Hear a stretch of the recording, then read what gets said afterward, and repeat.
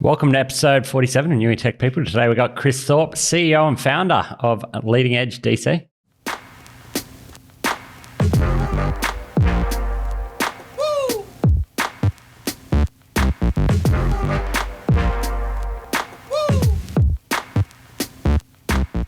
Welcome, Chris. Hi, James. How are you? Very good, mate. For those who don't know you, you are new to the region. Could you give people a bit of an overview of who you are? Let's start with who you are, and then we'll go into Leading Edge DC. Absolutely. I'm Chris Thorpe. I'm the CEO and founder of Leading Edge Data Centers. We're actually building a network of highly connected data centers across regional Australia. And we're starting off with Newcastle. Nice. I like that. And that is the reason we're here today. I think you guys have a very similar approach to regional Australia as us here. We're up in here. We're a Newcastle specific brand, and you're obviously making Newcastle a big player here. Why Newcastle to start with? Newcastle's, I think, one of the fastest growing regions in Australia. And, this morning I came here early, had breakfast down at the beach. Why wouldn't you come and live here? So it's obviously a very attractive place to come into. And I think just historically, Newcastle's been ignored from an IT infrastructure perspective. It's sort of come out sort of second best or second rated. So we thought it was about time that we actually brought some world-class IT infrastructure into Newcastle. And then that really becomes an enablement platform for local businesses and national and global businesses to actually house their IT infrastructure and really sort of starts to empower the region. Nice. And what is it you're actually doing? What are you building here in Newcastle? Well, in Newcastle, we have a 1.5 megawatt campus, which is effectively four data halls that we're creating. So we launched the first data hall in November. Yeah. So DA has already been approved. So Yeah. council's approved the whole development. We do have some other sites in Newcastle as well, so that will come to light in the not too distant future. So we're launching in November. So we're just at the moment engaging with quite a few anchor tenants. So we're working out obviously who the first companies are going to be that will be housed in the infrastructure. And what we're building is a tier 3 certified data center facility, which is exactly very similar infrastructure to what you find in Sydney. Yeah, nice. And that'd be the first for Newcastle to have it at tier 3 level? That absolutely, yes. If you drive out of Sydney, the first tier 3 facility you come to is Toowoomba up in Queensland. Wow. So there's a real void of there's just hardly any infrastructure when you drive out of Sydney. Yeah, and I know in previous discussions we've had, and that is a play around what leading edge data centers are doing, is that regional approach to provide higher levels of infrastructure for regional cities, and Newcastle being the first of those. Who are some of the other cities or towns that you've got on your map? Well, we've got all sites with power and with fibre. If you haven't got fibre and diverse fibre paths, you're building a very expensive shed. As in, it needs multiple diverse fibre paths, multiple carriers, trying to build that connectivity hub wherever you are. So we've got sites in Albury, Wagga, Parkes, Dubbo, Tamworth, Coffs Harbour, obviously Newcastle. We've got a site down in Gosford as well. We've got Orange and Bathurst, and we're also now just scouting sites in around Tweed, Gold Coast region, and we are also looking at Port Macquarie. So we've got there's about 14 sites in total at this stage, and we're literally just moving into Victoria. So we're currently zeroing on some properties in Geelong, Ballarat, Bendigo, Wangaratta, Shepparton. Wow! So there's quite a few locations coming through there. Victoria might be on the back burner for a little while, given it our might current be, situation. Yes. We're watching the COVID-19 spike very closely to see what's happening down there. I think what's important to understand is the evolution, I think, of IT infrastructure in Australia and why regional has actually missed out. You've got a lot of the subsea cables come into Sydney. So naturally, by default, the data center environment has sort of been built out in metropolitan Sydney. Yeah. So the cloud, obviously, there's been a massive explosion in the cloud. You've got the likes of AWS, you've got Microsoft, Google Cloud, the three sort of predominant, the three majors. So they're literally building football fields of equivalent size for data centers. So the explosion in cloud is fantastic, and it's good for Sydney, but you drive out of Sydney, your connectivity starts to really fall away, especially if you go over the Great Dividing Range. You head over sort of towards Bathurst Orange, out towards Dubbo, connectivity really drops off, but the cost of that connectivity goes the opposite direction. It gets a lot more expensive. So your normal, just a small business can't afford to have a dedicated pipe back into a data center facility in Sydney. Yeah. So they end up being out on the public networks, and then you get congestion. So you get latency becomes a serious issue. So the whole concept of what we're doing, we're putting data center facilities in these regional locations to service that local area. We create a peering environment. Yeah. So literally point to point through, from your direct cloud connectivity, perfect environment for 5G. You've got things like IoT, massive explosion in data within the whole IoT sector. So it's the ability to actually create that data, process that data on the edge, the results obviously using AI instant, and you action on those results. Just doesn't make sense shipping all the data back to Sydney. No, and I think Newcastle always tends to be, from a technology perspective, a couple of years behind Sydney. And it is, you can see a lot of companies locally starting to invest in cloud. Some of the bigger companies are much further along that journey than others, but Newcastle as a whole are investing in technology more and more. Data's going to go up and up. As you said, Newcastle, from a smart cities perspective, it's definitely a play here. Absolutely. Newcastle's won a couple of awards actually from a smart cities perspective, and it's only going to continue to grow. Yeah, no, absolutely. I mean, you look at it from an enterprise perspective here in Newcastle. At the moment, if they want to directly access the cloud, they have to have a dedicated pipe back to Sydney. And that's expensive. That costs a lot of money depending if you're a 5 or a 10 gig link back to Sydney, doesn't come cheaply. So with us launching the direct cloud connectivity here in Newcastle for the first time is an absolute game changer, because literally next to a rack of your IT infrastructure, blue cable connects straight into your cloud of choice, and you don't have to have that expensive pipe back to Sydney. So it's an instant reduction in how much reduction in telecommunications cost. Yeah, it's a game changer for Newcastle. I think it's going to really enable a lot of companies locally to definitely up their technology presence and their actual, just their infrastructure in general. There's more and more companies, as I said, starting to make that investment, and Ireland continue to grow. So I think the timing is really, really great for Newcastle itself. Well, we're actually working on our partner program at the moment, and details will be released in the near future. But what we're looking at doing is we're looking to work with the startup community, and we're looking to work with incubators. And then under certain criteria, we're happy to provide hosting for free for a period of time, probably for the first year, and then maybe 50% for the second year, and then sort of into a normal hosting environment sort of year 3. Really trying to sort of obviously give startups a helping hand to see if we can obviously get them from point A to point B, create jobs, and really sort of empower that community. 2 points there, which I really like. Startup community for one.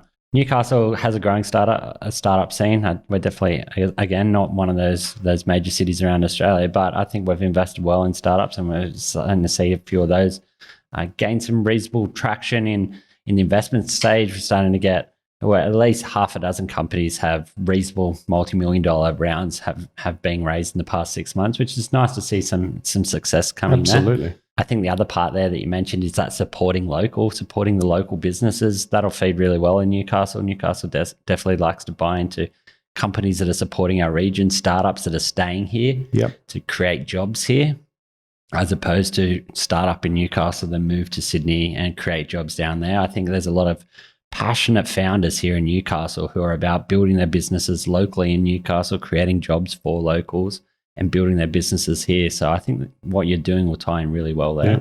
And what a great place to build a business. Yeah. It looks like you have a really strong talent pool here locally as well. And I can see, I've seen some of the statistics of people leaving Sydney to come and move to Newcastle. So I can't imagine you'd have to try too hard to attract some really good talent. Yeah, I think with COVID-19, it's also tying into that as well. There's a lot of companies that, people had to be in Sydney to work on site day in, day out.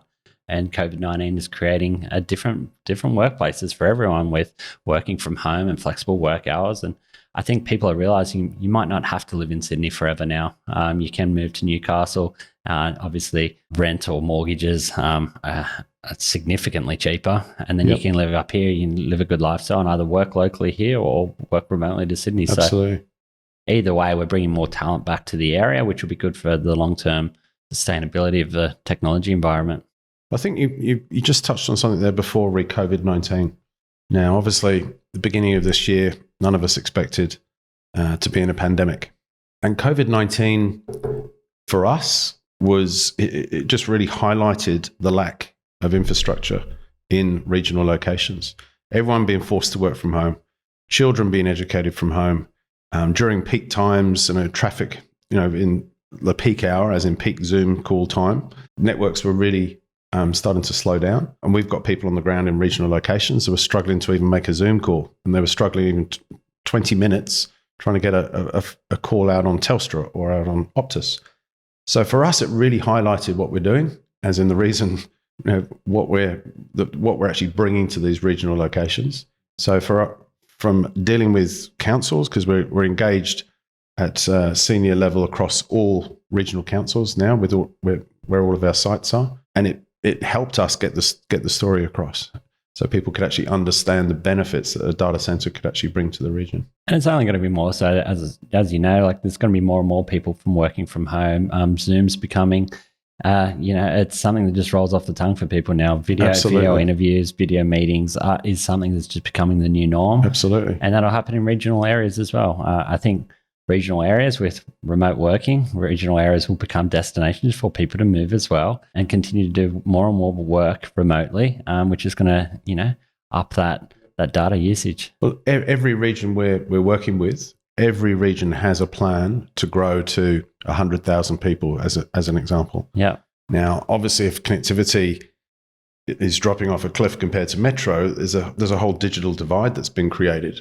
And why would I go to live in a regional location if I was going to be at a disadvantage trying to build or run and operate a business? Yeah. If I was disadvantaged to metropolitan Sydney, it just, you're operating with one hand tied behind your back. Yeah. And it's definitely been, I remember 5 years ago having discussions with startups around connectivity in Newcastle, talent in Newcastle, the different limiting factors that, could prevent them staying local and building a team locally. And those are the things you need to check those boxes to make sure that, yes, it's great to work in a regional town or build a business in a regional town, but you've got to make sure that you're not putting yourself at a disadvantage. Yeah, no, absolutely. I think we're finding very strong interest, as in we've got anchor tenants contracting into our launch. Yeah.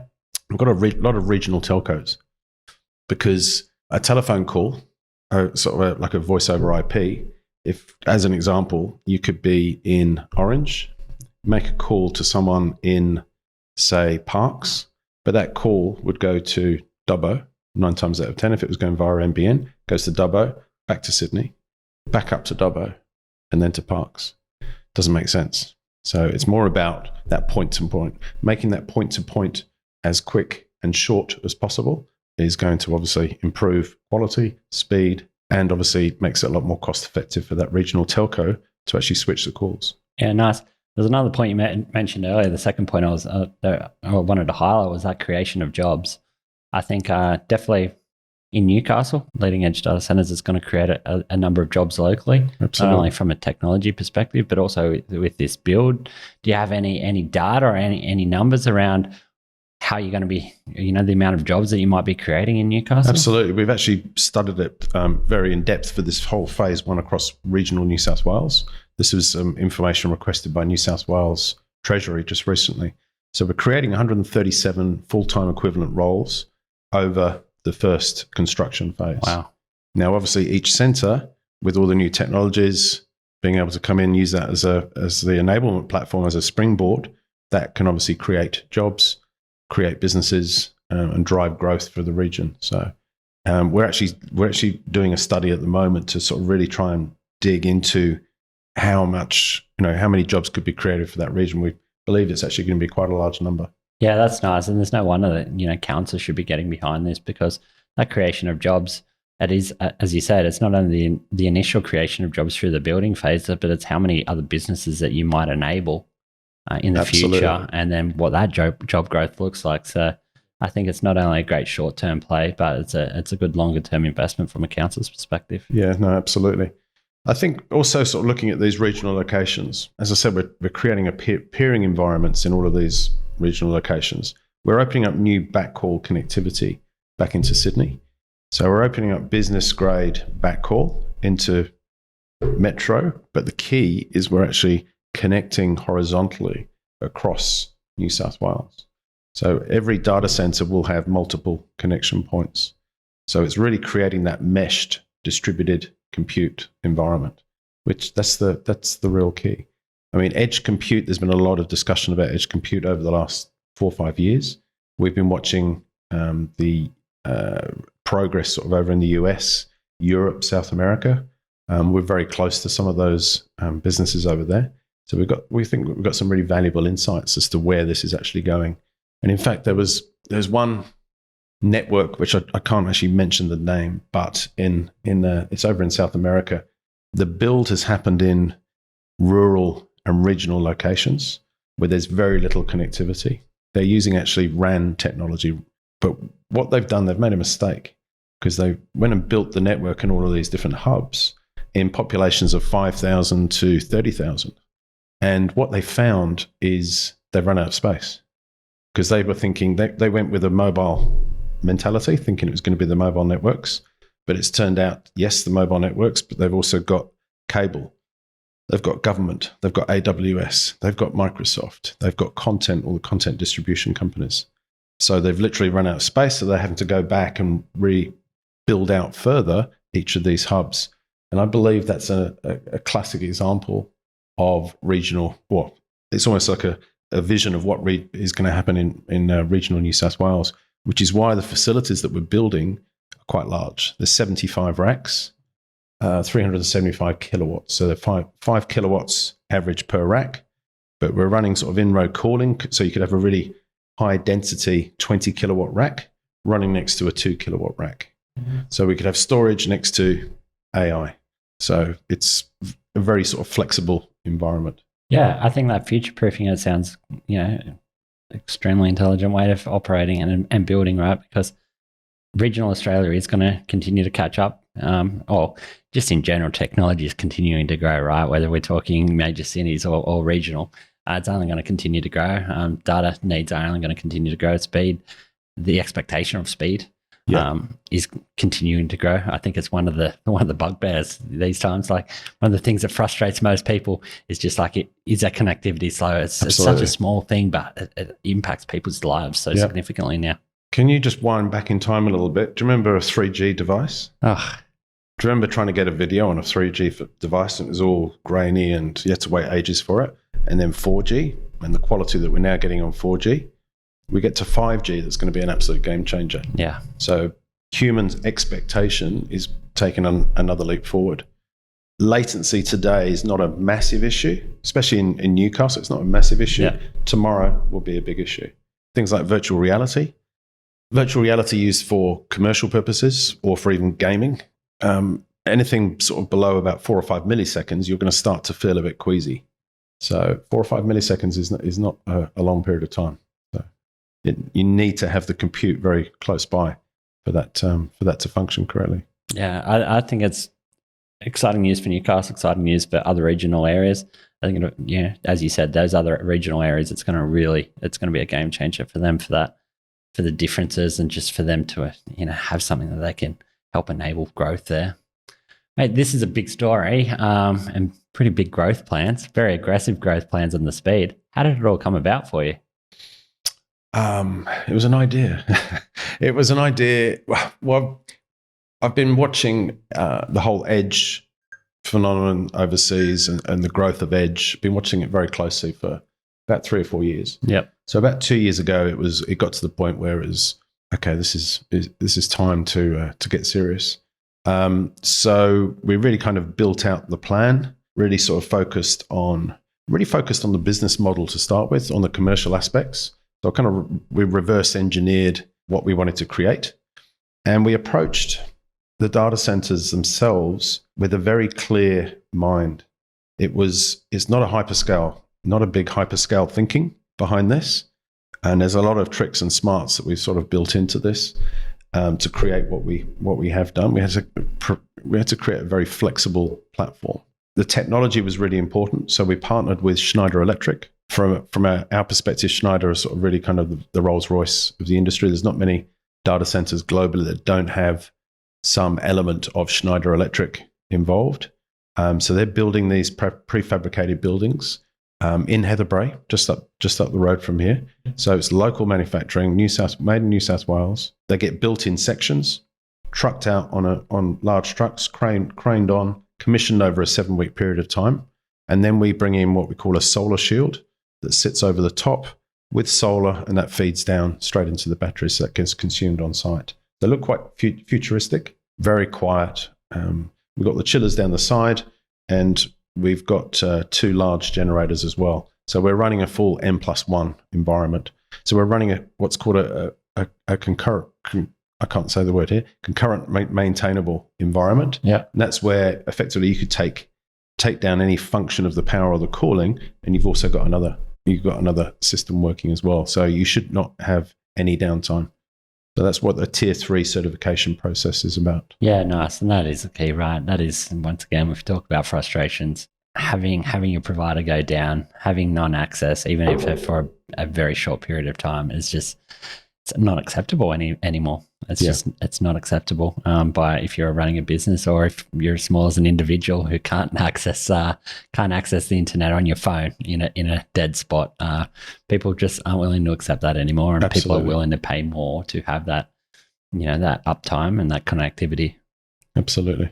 And there's been a lot of frustration levels of late with COVID-19, especially when the kids jump on YouTube, and it just takes the internet away for everybody else in the house. And again, it's only going to continue, right? Well, and people that say devices aren't a good parenting thing, well, they maybe don't have multiple kids running around at home. I think devices are only continuing to grow, and whether it be from an educational perspective or an entertainment perspective, nearly, most people in a house have access to a device now, and you can be running multiple devices within any one household. And that's when we're talking at a household level, not at a business level. And as you said, there's a rise in that data. And we're talking about,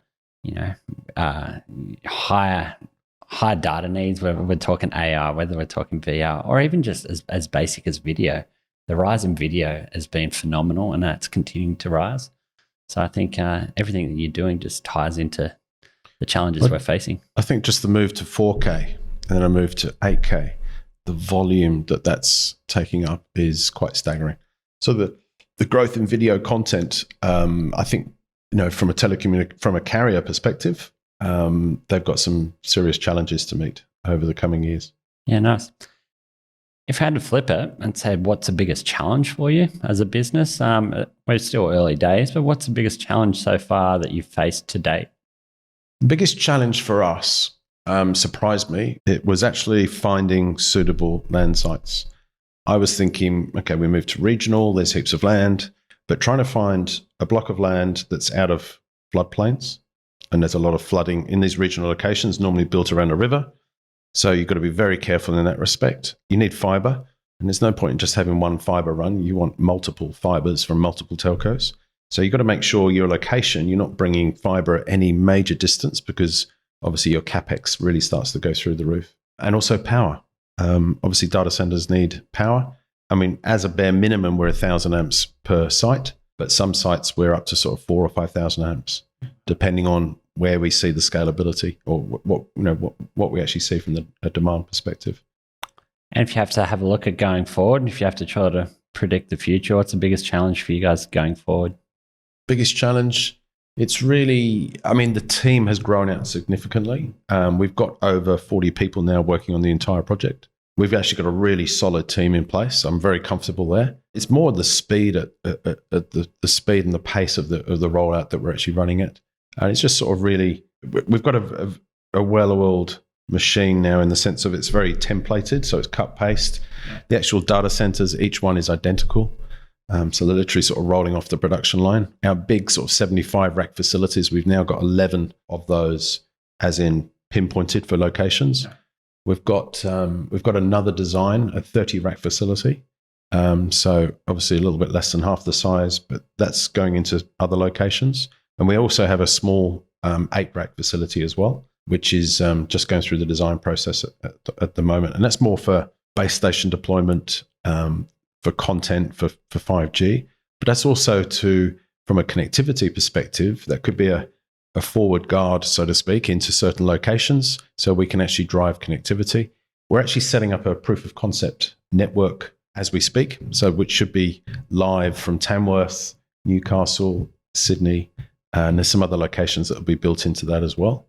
So that'll be a proof of concept network that we're just going to start to run some services on, let some clients actually start to use that and just get used to it, and just to see what sort of product sets that are developed that we can then facilitate, obviously, when the big facility comes in. Yeah, nice. It's nice to see you continually trying to innovate and continue to try to move forward, not only what you're doing now, but hey, what are you going to be building in the future? What are people's needs? So it's proof of concepts. I like the idea of that. It's funny. I mean, there's no book for us to read as in how we do this. It hasn't been done before. So we are pushing the boundaries in many ways, but having the insight and having the relationships with into the US and into Europe with some of the more established edge companies over there has been very valuable, very insightful. We've fallen over a couple of times and skinned our knees, but that's the nature of business. Exactly, but we're learning by our mistakes, so we're making sure we don't make the same mistake again. Yeah, nice. Yeah, that is the nature of business, and you continue to learn from those mistakes and you get better and better.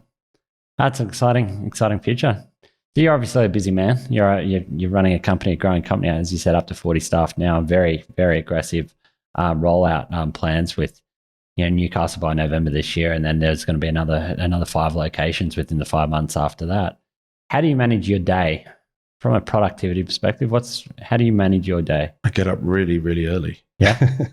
No, I'm always up early, sort of around 5:36. Yeah. And we're normally in the office by 7:30. Unfortunately, in the office probably till 7:30, even 8 o'clock at times. Really sort of managing processes. My role more now is more sort of dealing with government, local government, obviously sort of engaging with councils. I mean, a lot of those relationships have been built now, which is great. So the wider team is sort of now out, sort of really focused on the actual rollout. Victoria, we're just starting to push into Victoria. Although obviously with the COVID-19 spike, we're just watching that very closely. Queensland as well. That's on the horizon. It's not too far away. So we're already looking at a couple of sites up in Queensland. Beyond there, Asia. Yeah, I really think a couple of years down the track, I think our sort of sites will be sort of starting to really look into Asia. Yeah, so there's big growth plans here. So if we drill into this, what's the day look like, right? So you get in the office early. Is it chunk out a bunch of emails early in the day? Is it chunk out a bunch of time before other people get in, and you're concentrating on core projects? Do you chunk up your day into certain parts from a management perspective? So if somebody's listening to this, hey, here's a guy who's growing a big business or a growing business, let's call it, pretty aggressively. Like, how does somebody like yourself, is there any tools or techniques that you use to stay productive? I mean, personally, I try and get at least a dedicated hour on emails. Otherwise, emails obviously just get out of control, but just deal with the pressing issues. From a company tool perspective, we use Monday. Yeah. Now, Monday is fantastic when you get everybody to use it. It's the more you put into Monday, the more it gives back. Yeah. But Monday I found to be very successful. It gives me visibility across the entire business, and it gives everybody else visibility across whatever else is doing. So it's highly accountable. Yeah, I like this. We use CRM tool, and it's no different. Most other companies are the same thing. From whether it be an organizational tool or CRM tool, a lot of them have more capability than you'll ever use. But it's how well you use that. Or how have you gone about getting everyone on board, to be using that? We have a very mature team on board. They didn't need a lot of coaxing. It was more just, this is the tool that we're going to use, and within a few days it was being populated and being heavily used. Now people have to use it to be functional within the team. So it's worked out really well. We're also using as a CRM tool, we're using Hubspot, Yeah. which is, we've made a few alterations. We're starting to sort of design or put more design thought behind Hubspot, but it's quite functional for the purposes at the moment at this stage. They're obviously really strong from a marketing perspective when you get to that stage in your business from a marketing automation tool. That's great. As you said before, there's no book on how to do this. What you're doing, that you're not just following a cookie cutter that somebody else has done before you. Is there any if we go to the tangent of that, is there any theories, books, podcasts, pieces of content that you've consumed that you've found super valuable that you'd recommend to others? So obviously it doesn't have to be a like for what you're about to do, but sure. Any education that you've consumed that you've found extremely valuable? There's no specific education, but all I can say is, if you've got challenges within your business, really focus on that particular challenge and search content related directly to that. And obviously consume content that you actually enjoy as well. Trying to consume a subject matter that you really haven't got your head around is not really going to, I don't think, last too long up top. No, I agree. And access to content is so readily available these days. Absolutely. And I think that's key. As you said, you're not going to consume content and you're not going to continue to learn if it's not either in a format that you like or a topic that you like. That's or right. You've got that interest in. So if you can find an interest there or an author you like, I think it's so much easier to consume. Absolutely. Any education that we do internally with staff, fun. Just make it fun. Yeah. You've got to have, if you're not having fun, there's not much point in doing it. That's our kind of philosophy. Yeah, nice. So, and it is right. We're all getting paid to go to work, and at the end of the day, that's what most people go to work for, to pay the bills and to provide for their lifestyle. But if you can make it enjoyable at work, it makes it a lot easier for everyone. Absolutely, yeah. Mate, thanks for your time today. I found it very informative. I'm excited to hear stories like this happening in Newcastle. I'm all about the Newcastle technology scene growing, and it sounds like what Leading Edge DC are doing is going to enable more companies here, either to start up here or actually enable their continual growth here. So I'm excited about it. Anytime I'm here about this growth in Newcastle, it excites me. So, mate, many thanks. If people want to know a little bit more about you or about Leading Edge DC, are you happy for them to reach out to you? Absolutely. Yep, reach out directly. And what's the easiest way for people to reach out to you? Well, firstly, our website is leadingedgedc.com. Yeah. Or on email, you can get me on email. That's chris.thorpe@leadingedgedc.com. Perfect. We'll link that up in our show notes on our website. So yeah, you might get a few people reaching out to find out a little bit more information about what you guys are doing. So Absolutely. Thanks again for your time today. I'm excited to see where this goes for you guys in the future, and hopefully to see the continued growth of not only Leading Edge DC but the Newcastle technology scene. No, thank you. Thank you for the opportunity.